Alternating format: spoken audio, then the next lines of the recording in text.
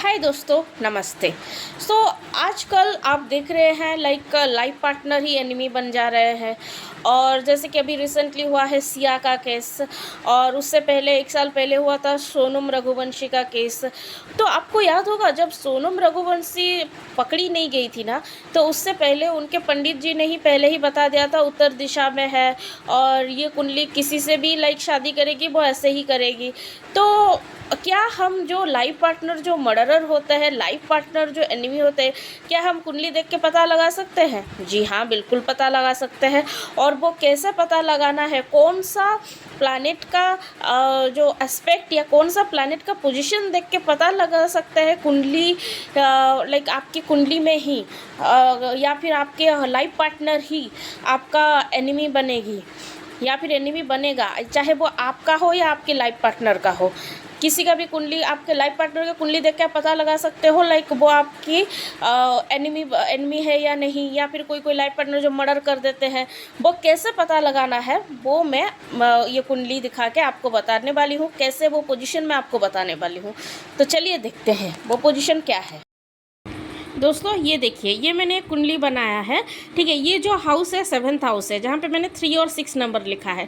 3 और 6 का राशि लॉर्ड कौन है? मर्क्यूरी, ठीक है। अगर आपके 7th हाउस में या फिर आपके पार्टनर के 7th हाउस में अगर 3 या 6 नंबर लिखा है, मीन्स उसका राशि लॉर्ड मर्क्यूरी है। और मर्क्यूरी ये पूरे कुंडली में 12th हाउस में से जाके कहीं पे किसी भी घर पे अगर मर्क्यूरी राहु के साथ बैठा हो, या फिर मर्क्यूरी सैटर्न के साथ बैठा हो, या फिर मर्क्यूरी मार्स के साथ बैठा हो, तो आपका लाइफ पार्टनर ही आपके जो मर्डर करते हैं, या फिर टॉक्सिक पार्टनर होता है जिनका आपस में नहीं बनता है, तो ये लोग वही होते हैं।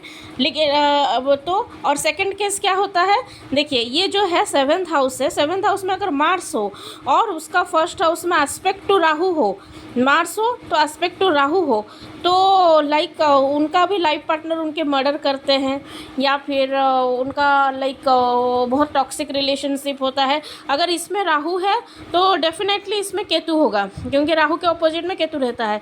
अगर मार्स इधर है, केतु तो ओबियसली रहेगा, लेकिन मार्स अगर इधर है, अगर कहीं और उसका एस्पेक्ट राहु बनता है, अगर ये 7th हाउस है, अगर 7th हाउस में मार्स है और उसका एस्पेक्ट राहु है, तो ये लोग टॉक्सिक पार्टनर होता है। यही लोग अपने पार्टनर की मर्डर करते हैं।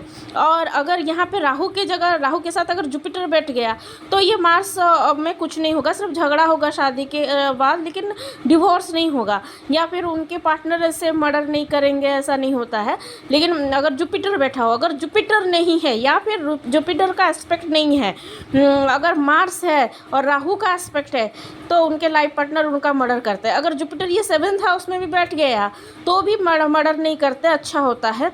लेकिन अगर जुपिटर नहीं है या फिर जुपिटर का एस्पेक्ट कहीं से भी नहीं है, तो 7th हाउस में मार्स है और एस्पेक्ट राहु है, तो इनका पार्टनर इनके मर्डर करते हैं और इनको टॉक्सिक पार्टनर मिलते हैं, ठीक है।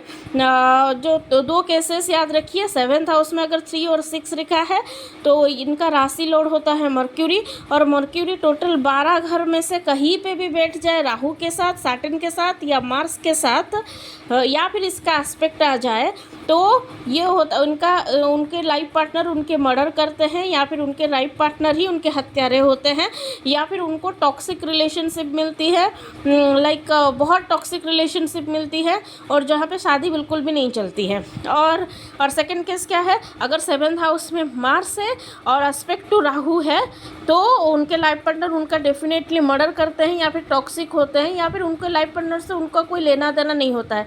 अगर जुपिटर आ जाए तो ऐसा नहीं होता है, जुपिटर आ जाए तो सब सेफ हो जाता है। अगर जुपिटर नहीं है तो उनके साथ यही होता है, वो टॉक्सिक होते हैं, या फिर उन्हीं के लाइफ पार्टनर ही उनका मर्डर करते हैं। तो ये दोनों कुंडली का जो देख के आप शादी करिएगा, शादी से पहले ये दोनों केसेस आप देख के शादी करिएगा, तो आपको मैरिड लाइफ अच्छा रहेगा। जिसके कुंडली में ये है ना, उससे शादी कभी मत कीजिएगा। दोस्तों मैं और एक बात बोलना चाहती हूँ। देखिए आजकल ना ज़माना बदल रहा है, तो ज़माना के हिसाब से हर किसी को बदलना चाहिए, राइट। तो कुंडली तो एक गाइडेंस है, कुंडली तो आपको बता ही देगी, लेकिन उससे पहले ना आप ना पार्टनर के रेड फ्लैग्स को इग्नोर मत करना, ठीक है। कुंडली तो बता ही देगी, लेकिन आप अपने पार्टनर को रेड फ्लैग्स को इग्नोर मत करना। जैसे कि राजा रघुवंशी के मर्डर के पहले वो भी बता रहा था लाइक सोनम बात नहीं कर रही है, वो इग्नोर कर रही है, या फिर ये केतन जो मर्डर हुआ उसका वो खुद भी बता रहा था लाइक या चिक चिक कर रही है, लाइक मुझे थोड़ा डाउट हो रहा है, वो इतना खुश नहीं था। तो जो आजकल के पेरेंट्स सबसे बड़ी गलती है, नो डाउट वो लड़की घटिया थी, क्रिमिनल माइंडेड थी, वो लड़की ही घटिया थी। तो इसी और उसके माँ बाप भी घटिया होंगे, इसलिए ऐसी बेटी पैदा हुई है और उनके संस्कार भी वैसा होगा, नो डाउट। लेकिन आप ना कभी अपने कुंडली तो देखना ठीक है, कुंडली देखना जरूरी है। कुंडली में अगर आप देखो ना, फिर उसके बिहेवियर को भी ऑब्जर्व करो। अगर कुंडली देखने से पहले भी अगर आपको कोई रेड फ्लैग दिख रहा है ना, उसको इग्नोर मत करो। और स्पेसिफिकली आजकल के पेरेंट्स को मैं बता रही हूँ, वो उनके पेरेंट्स ने ये नहीं देखा लाइक वो लड़की कैसी है, उन्होंने ये देखा हमारे 35 साल के रिलेशनशिप को हमें कंटिन्यू करना है। क्यों भाई, अगर वो लड़का, मैं बोल रही हूँ आजकल के ज़माने में, अगर आप सिर्फ उसी लड़की से शादी करो जिसको आप 2-3 साल जानते हो, तो जिसको आप अच्छे से जानते हो, ठीक है, तो सिर्फ उसी से शादी करो, क्योंकि ये जानता नहीं था, ठीक है। और माँ बाप अपने ईगो के कारण लाइक हमारे स्टेटस के हिसाब से, हमारे कास्ट और हमारे रिलीजियन में शादी करना है, यह ईगो के कारण जो शादी करते हैं ना, माँ बाप का ईगो ही सबसे बड़ा होता है। जो बच्चे माँ बाप से खुल के बात नहीं कर पाते। अगर माँ बाप ही बच्चे के फ्रेंड्स बन जाएंगे, या अगर माँ बाप ही बच्चे को सुनने लगेंगे, तो ये मर्डर होता ही नहीं, राइट। तो बेसिकली आजकल के माँ बाप के वो ही उनका ईगो छोड़ना पड़ेगा, क्योंकि पहले का ज़माना अलग था। पहले के ज़माने में हम कास्ट, रिलीजियन ओबियसली देखते थे, कास्ट भी देखते थे, कास्ट और फैमिली स्टेटस इसीलिए देखते थे क्योंकि अब पहले के ज़माने के हिसाब से वो इंटरनेट ये सब इतना सब कुछ नहीं था अवेलेबल। और पहले के ज़माने में हमारे पेरेंट्स चाहते थे लाइक हम लोग खुश रहे, और हम अगर अपने कास्ट में, अपने बरादरी में शादी करते हैं तो हमें उनको पता होता है। तो पहले के ज़माने में ना ज़्यादा ऑप्शंस नहीं था। तो और आजकल के ज़माने में क्या होता है, और पहले के ज़माने में ना लड़कियां बहुत कुछ सहती थी। अगर लड़का अत्याचार करता था फिर भी लड़की सहती थी। लेकिन आजकल के ज़माने में ये हो रहा है, लड़का चाह रहा है मुझे अपने फादर की तरह रहना है ईगो में, लेकिन लड़की चाह रही है मैं तो खुद पढ़ी लिखी हूँ, मैं तो खुद कमा रही हूँ, मुझे अपनी मदर की तरह नहीं सहना है। तो आजकल के लड़कों को भी अपनी मेंटलिटी चेंज करनी होगी, और माँ बाप को भी अपना ईगो छोड़ना होगा। और लड़के तो आजकल होते हैं मुझे मज़े मारने के लिए एक लड़की चाहिए, और शादी करने के लिए माँ बाप फिक्स करेंगे। और माँ बाप क्या ही देखेंगे लड़की के अंदर, कितना पढ़ी लिखी है, क्या जॉब करती है, लेकिन क्या माँ बाप ये लड़की कैसी है या फिर क्या उसका नेचर है ये देखेंगे? नहीं। माँ बाप ही अपने ईगो के कारण ही बच्चे को मार देते हैं आधा। वो अगर आप उसकी कुंडली देखता, या फिर वो अगर उसके रेड फ्लैग को, कुंडली एक साइड है, अगर उसके रेड फ्लैग्स को इग्नोर नहीं करता, आज वो लड़का जिंदा होता। रेड फ्लैग्स को कभी इग्नोर मत करना, और माँ बाप को भी अपना ईगो छोड़ के जैसे ज़माना बदल रहा है उसी हिसाब से चेंज होना पड़ेगा, और बच्चों का दोस्त बन के रहे ना, तो शायद ये सब मर्डर नहीं होगा आजकल के ज़माने में। और लड़कों को मैं स्पेसिफिकली कह रही हूँ, देखिए पहले लड़का कोई एक दो लड़कों का मर्डर हुआ, उससे पहले तो तुषार शर्मा का केस के बारे में कोई बात नहीं कर रहा है। लड़कियां पहले के ज़माने में भी सहती थी, आज के ज़माने में भी सह रही हैं, राइट। तो लड़कों को मैं ये बोल रही हूँ, आप किसी का भी, लड़का हो या लड़की, किसी के रेड फ्लैग्स को इग्नोर मत करो। और वो रेड फ्लैग्स आपको जानना कैसे, हालांकि मैं भी एक एस्ट्रोलॉजर हूँ, मैं एस्ट्रोलॉजी के पर्सपेक्टिव से बोली, लेकिन मैं भी आजकल के ज़माने की लड़की हूँ, मुझे भी साइकोलॉजी पता है, मैं भी बीटेक विद MBA हूँ, अभी लॉ कर रही हूँ। तो मुझे भी पता है साइकोलॉजी के हिसाब से कैसे जानना है, राइट। आपको अगर कोई कैसे पता लगाना है, पहले तो मैं एस्ट्रोलॉजी रीज़न बताती, अभी मैं साइकोलॉजी बता रही हूँ। देखिए, अगर आपको रिलेशनशिप हो या फिर आप जिससे भी शादी करने वाले हो, उससे पहले 6-7 महीने बात करने से भी कुछ नहीं पता लगता अगर आप रेड फ्लैग्स को इग्नोर कर रहे हो। तो रेड फ्लैग्स क्या है, अगर वो आपको गैसलाइट करता है, लाइक जैसे कि एग्जांपल मान लो, और ये ऐसा नहीं है कि सिर्फ लव मैरिज में से हत्याएं नहीं होती है, लव मैरिज में भी होती है अगर आप रेड फ्लैग्स को इग्नोर कर दो। और रेड फ्लैग्स क्या है, लाइक गैसलाइट्स करता है। लाइक मान लीजिए आपने उसने कुछ गलती कर दिया, जैसे कि मैं एग्जांपल दे रही हूँ, मान लीजिए वो लड़का का या फिर लड़की का, मान लीजिए लड़का का चक्कर किसी और लड़की के साथ चल रहा है, राइट।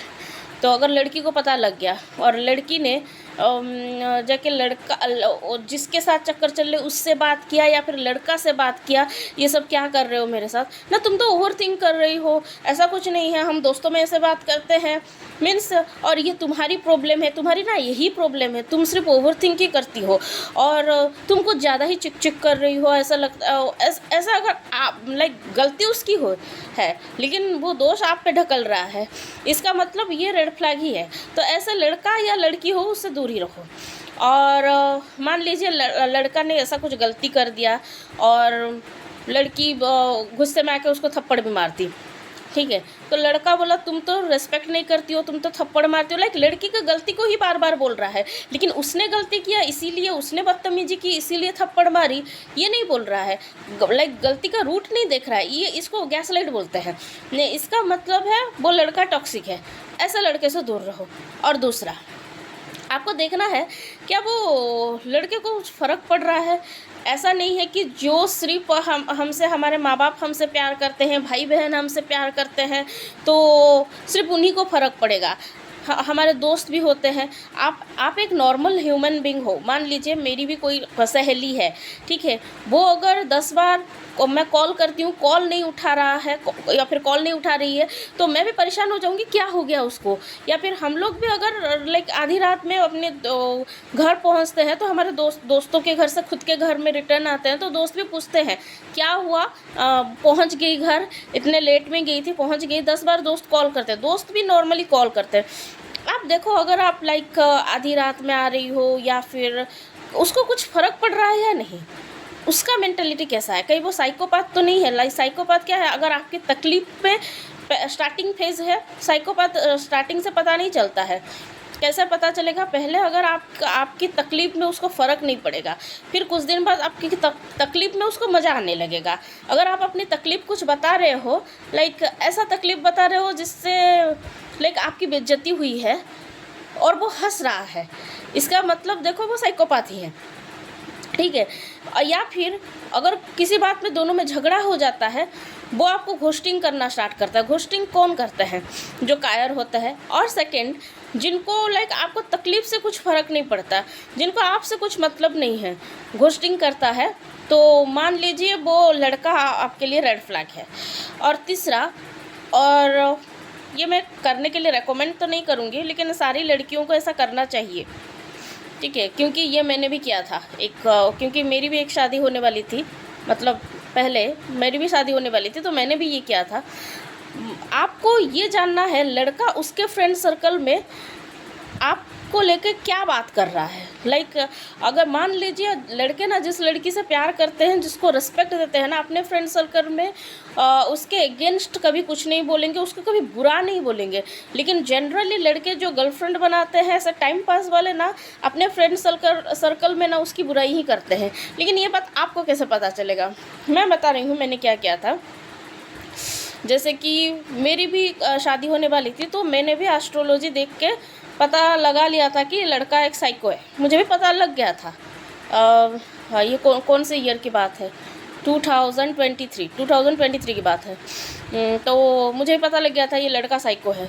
तो मैंने क्या किया, मेरी एक दोस्त को बोली, देख तू उसको फ्रेंड रिक्वेस्ट भेज फेसबुक में एंड इंस्टा में और उससे बात कर, देख वो कैसे बात कर रहा है, या फिर उसकी कोई गर्लफ्रेंड है या नहीं पूछ।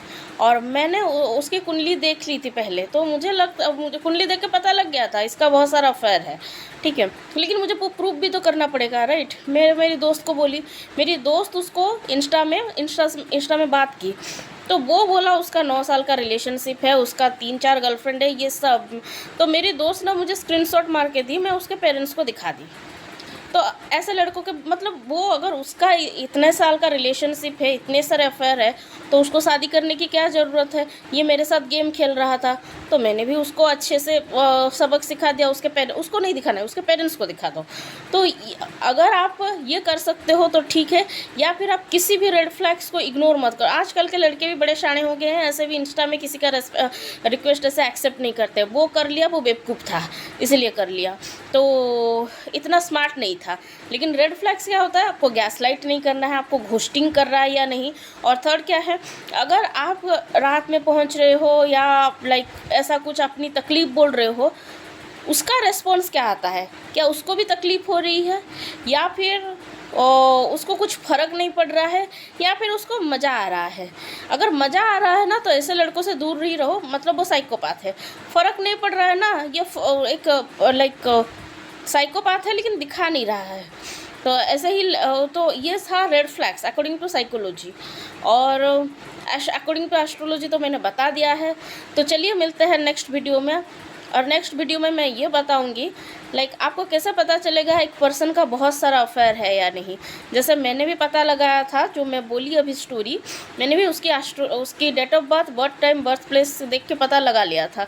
तो मुझे प्रूव करना था, इसलिए मैं मेरे दोस्त को बोली। तो लेकिन वो एस्ट्रोलॉजी, अकॉर्डिंग टू एस्ट्रोलॉजी उसकी कुंडली देख के कैसे पता लगाना है उसका बहुत सारा अफेयर है या नहीं, या फिर वो कभी लॉयल नहीं है, या फिर वो हमेशा धोखा ही देता है। तो कैसा पता लगेगा मैं आपको नेक्स्ट वीडियो में बताऊंगी। तब तक के लिए मेरे चैनल को सब्सक्राइब कीजिए, मेरे वीडियो को लाइक और शेयर कीजिए। तो चलिए मिलते हैं नेक्स्ट वीडियो में, बाय।